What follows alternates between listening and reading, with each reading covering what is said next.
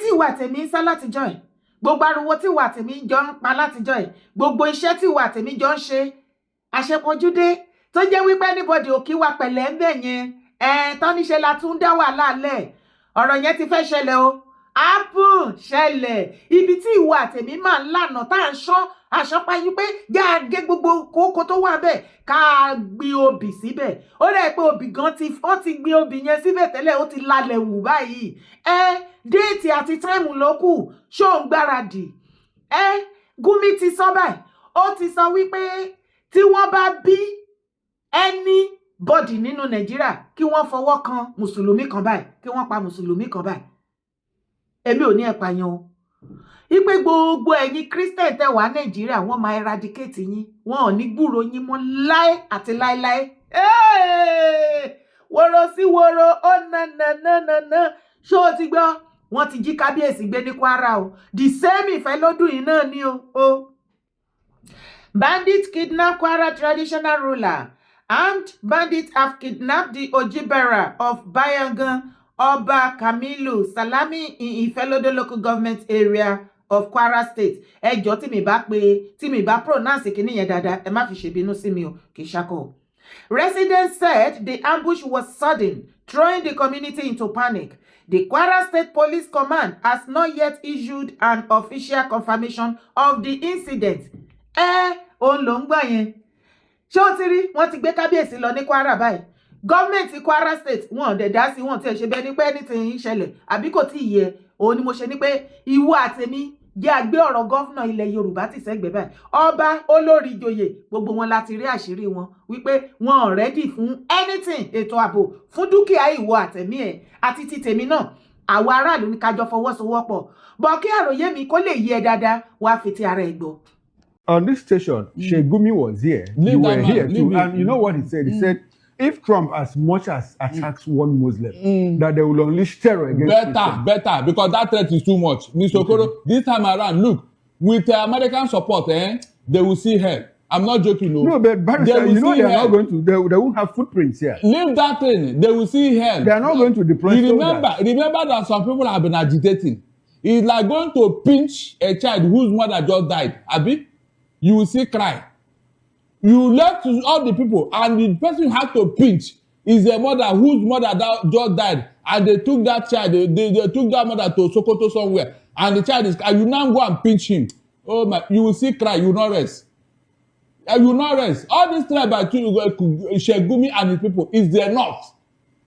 Look at what they are doing all over the place, and they are still proud of talking down on us. What is Nigeria doing, for God's sake, Mr. Okoro? No, we are now. What are you? We are like a fourth class citizen in Nigeria. We are these people because of religious and tribal and ethnic consideration. They don't care that any other person live in Nigeria except them. Do you know when I knew that we have lost it, Mr. Okoro? That was when Tinubu's wife was threatened and he never uttered a word. Tinubu's wife was threatened and he never defended that woman and said anything. That was when I know that I personally, I am in trouble. Muslim travelers were stopped, profiled, and slaughtered without mercy on 14th of August 2021. A traveler that started their journey from the house of the prominent Islamic scholar Sheikh Dahir Mahmoud Bauchi on their way traversing Plateau State to Ondo State. We stand here today to mount, but we also stand here to speak the truth boldly because silence is a betrayal. These, we are not criminals. These, we are not fighters.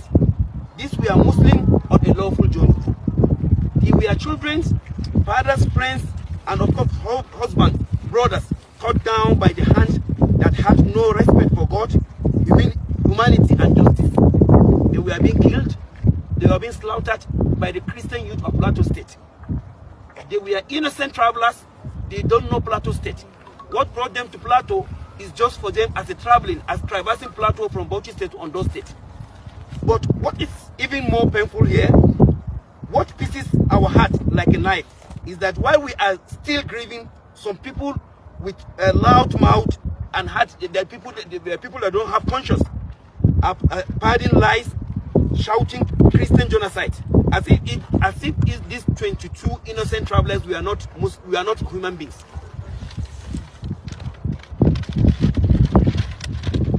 Let it be known today, those shouting Christian genocide are not seeking justice. They are seeking attention, chaos, and propaganda. They are loud, but they are not truthful. They are dramatic, but they are not sincere. They talk about humanity, yet they ignore the humanity of our 22 victims, innocent travelers that are traversing Plateau, that lost their lives within a minute by the Christian youth of Plateau State of Nigeria. We are tired of people who twist every tragedy into a stage play, every cause into a particular microphone, every crisis into an opportunity to show we are the only victims. No, it's enough for this manipulation. Victims have no religion. Pain has no tribe. Blood is red, whether you are Muslim or you are Christian. Those who weaponize religion for lies are the real threat to peace. They are the real enemies of peace in Nigeria. They are the real enemies of peace in northern part of the country. Today, we call for justice. Today, as a Muslim concerned, from Plateau State, we call for justice. Real justice, not a selective justice, not an emotional justice. However, ṣé ọ̀rọ̀ yìí ń yé wa ṣó clear? Ṣé mọ̀ wípé àwọn people ti fi mẹ́sẹ̀jì ránṣẹ́ wípé wọ́n bọ̀ ní Bámidélé Olúmilúà University l'Èkìtì State. Oyèbánjí, governor of Èkìtì State. Ṣé ń gbáradì? Gbogbo ẹ̀yin ọmọ Èkìtì ṣé ń gbáradì? Ǹjẹ́ ẹ ti ní anything security sílẹ̀ torí wọ́n máa strike any moment from now? Wọ́n dẹ̀ sọ pé àwọn ń bọ̀ ní Ogun State. Ṣó ti gbọ́ pé ó ti di woro sí woro náà l'Ogun State ìwọ tó bá ń gbé ńbẹ̀? Ṣó ti gbọ́ wípé truck driver kan ọmọ Ogun State tó lọ kó ẹrù ní Ogun wọ́n attack wọn? Ṣó ti gbọ́ pé wọ́n ti round yín up? Bàbá Dàpọ̀ Abíọ́dún ọ̀gbẹ́ni eléyìí of Ogun State, ṣé ẹ prepare security tó dájú fún àwọn Ogun State torí àwọn ọkọ̀ ìyá yín ti wà ńbẹ̀? Jàre Jídé Sanwó-Olú, the executive governor of Lagos State, Mr. Selebu, how far? Ṣé ẹ ti prepare security, maximum security fáwọn Lagosian torí wọ́n ti sọ wípé àwọn bọ̀? Ṣé rí gbogbo yín tí mo wá pè yìí ṣe wá rí Ondo State tá a bá tiẹ̀ dárúkọ yín bá àti ẹ̀gbọ́n kankan tó ṣẹlẹ̀ láyé Ondo State ta rí wípé gọ́vnà yín ó ti wọlẹ̀ bí àrá àgbúrò ẹ̀ mọ́? Ṣé ló kú tẹyín kò sí kankan tó ṣẹlẹ̀ l'Ondo State àfẹnujọ́ mẹ́ta ta pariwo ẹ̀ tó lọ ra mọ́tò fáwọn ọba wọn kúkú ti fi ṣọ́ọ̀kì ẹnu wọn lẹ́yìn yẹn tún gbúrò kankan mọ́. Kọ́sítọ́mà dáadáa lẹ́yìn sọ pé wọ́n bọ̀ wá bá yín yẹn kò dìgbà tán bá issue jáde wọ́n á kàn wọlé yours truly wọ́n á dẹ̀ ṣe nǹkan tó fẹ́ ṣe wọ́n á kúrò ní ẹ̀ẹ́dẹ̀ tún bọ́ síta as usual àwa náà tún sọ ó máa ṣe o. Jókòó síbẹ̀ kó máa dúró de Tinubu. Jókòó kó máa dúró de Tinubu wọ́n bọ̀ wá rescue yín. Don't worry o, àwọn gómìnà ẹ̀ bọ̀ wá protect ẹ̀. Don't worry, ẹ̀yin yúùtù kí lẹ fẹ́ fàyè yín ṣe kí lẹ wà fún?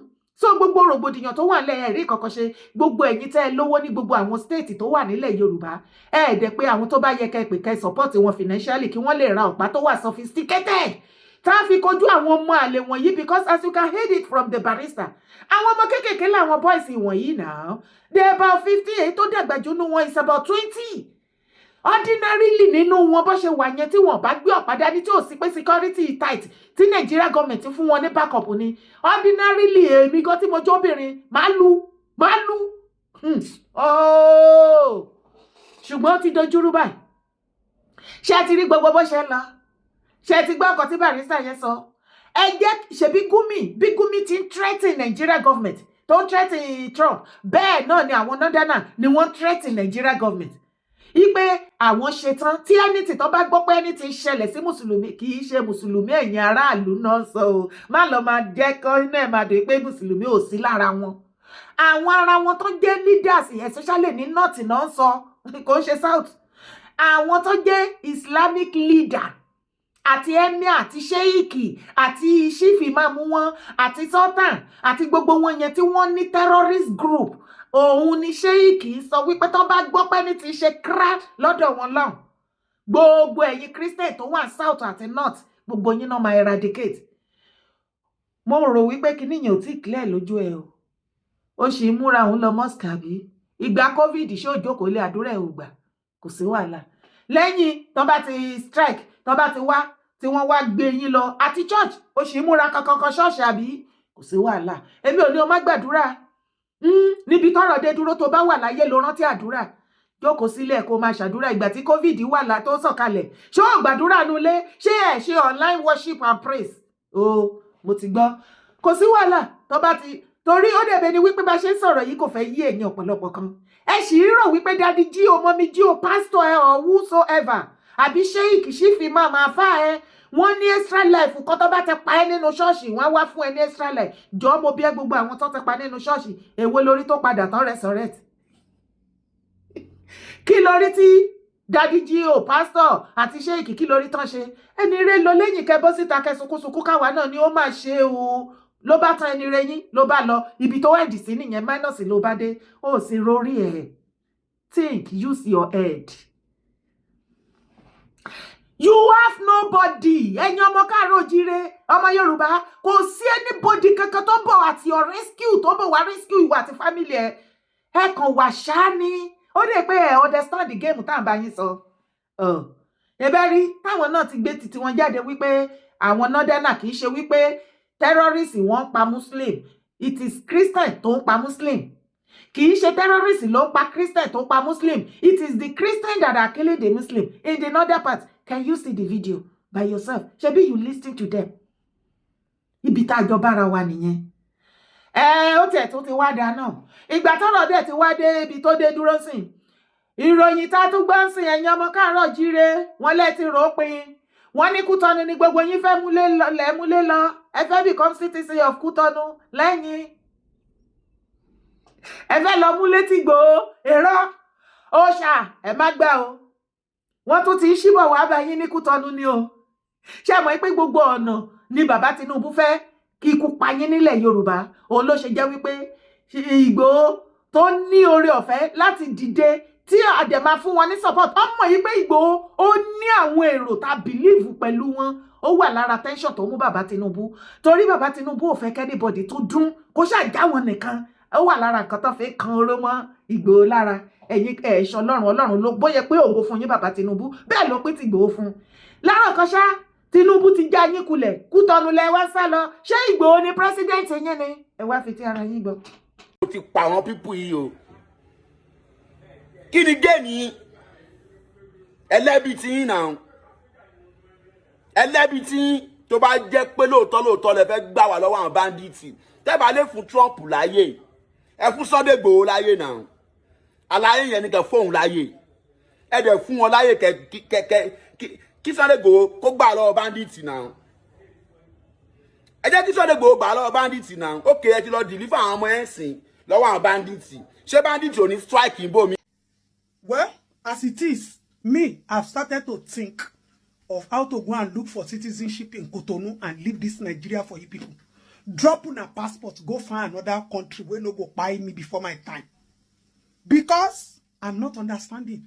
Now, before they say they want to charge me for felony or treason or fellowship or anything, who is the current president of Nigeria? Shena Ashiwaju Abina Gumi. Because Nagumi, they tell us now, say, if you release Nnamdi Kanu. Nagumi, they tell us now, say, they are going to put bandits. He's advising they put them in the budget. Nagumi, they tell us everything where possible with our fear and banditry. This thing don't they be like saying a joke? It's like you people are just whining us and cajoling us. You people don't have our interest at heart. Because go ahead, bandit is doing TikTok live. And we are here, we are panicking. Asiwaju is sleeping. Don't talk. I have said it. I have been saying it countless times. 99.9% of those people working with Asiwaju Bola Ahmed Tinubu in the presidency, Eleribu ni won. When you are looking for Eleribu somebody, they are the real definition of Eleribu. So, everybody is aware that presidency has called for meeting. Governing council, state council, intelligence, security, IG of police, DSS, everybody, they have gathered meeting. we are all anticipating that at least something to cool our mind and know that this banditry is gonna be a matter of history very soon, because the bandits self, they don't update us saying that government give them ammunition. It's not eating. The only thing that escape from that meeting where una give us as updates say Asiwaju dey sleep. Ṣé rí pé lórí burúkú lẹ́ni tó post photo yẹn. Ṣé rí pé lérí ibu lẹ́ni tó post photo yẹn. What are you trying to, which message are you passing with that picture? That we're on our own. That Asiwaju no here, wọ́n gbọ́ pa, wọ́n gbọ́ po. So we are on our own like this. Everything they went to tell Baba, Asiwaju no here, oti sunlo, oti honola. And we were here waiting for positive response. Now only photo escape. Now this kind of photo you supposed to post at this crucial moment. Waiting we do now. Shefe power ni. Shefe power ni. Eh?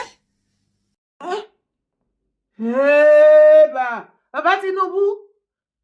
Ẹ lọ sùn nínú security meeting. Omi ti mọ̀. Mihun. Oorun yìí ni bàbá, kí ló ń fa oorun? Baba Tinubu is the first great grandpa tí mo rí tí ikú ń pa ọmọ lọ́wọ́ ẹ̀. Ó forun sí. Ẹjọ́ sọ gbogbo security meeting tá lọ bá bàbá ṣe tá rí online. Oorun ni bàbá sọ, bàbá ò gbọ́ kó. Nǹkan ṣe. Ta ló máa bá mi píṣẹ àwọn ọmọ Yorùbá ọmọ káàárọ̀ oòjíire lẹ́ẹ̀kan náà bí tá ti dùn wọ́n o. Tí wọ́n fi mọ̀ wípé you are the least nínú búùkù bàbá Tinubu. Báwo ni bàbá Tinubu ṣe rójú oorun? Kí ló kùn yín lórun? Kí ló fi yín lára balẹ̀ àtọkàn bàbá Tinubu tórun fi ráyè tó fi gádà rẹ̀ tó fi kùn yín nínú gbogbo rògbòdìyàn yín? Àbálájọ tí mọ̀mọ́ rẹ̀ mi Tinubu ní káwọn sẹ́nẹ̀tì wá jẹ oúnjẹ alẹ́ Olúwa ní kán wá jẹ dínà. Nínú gbogbo rògbòdìyàn tó wà lẹ̀ dínà ló tún kù. Ṣé dínà ló yẹ ká lọ jẹ ni? Last supper lẹ fẹ́ lọ jẹ yẹn o. Ṣé wá rí àwọn terrorists, àwọn uncle terror wọ̀nyí olóbùkù lẹ̀yà? Ṣebí àwọn tó yẹ kẹ́ lọ arrest ni?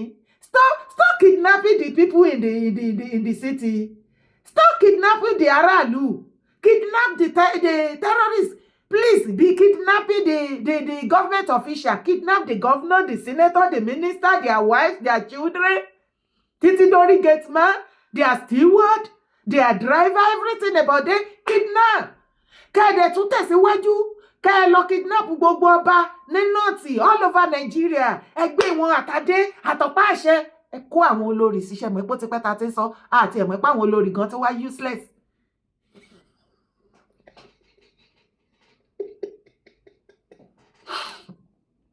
Àṣà àwọn olórí useless lẹ́yìn olórí. Lẹ́yìn. Ṣábíyámọ́ lẹ́yìn olórí báyìí. Àbábíyágbá. Abálájọ táwọn ọba tó fẹ́ yín sí palace. Abálájọ tó function. Ó ga o. Oorun níwájú ẹ dájọ́. Kò tí ẹ wá sílẹ̀ tó wá ń du èmi jù nínú gbogbo rògbòdìyàn ni wípé terrorist ò tí ẹ wá hide mọ́ báyìí.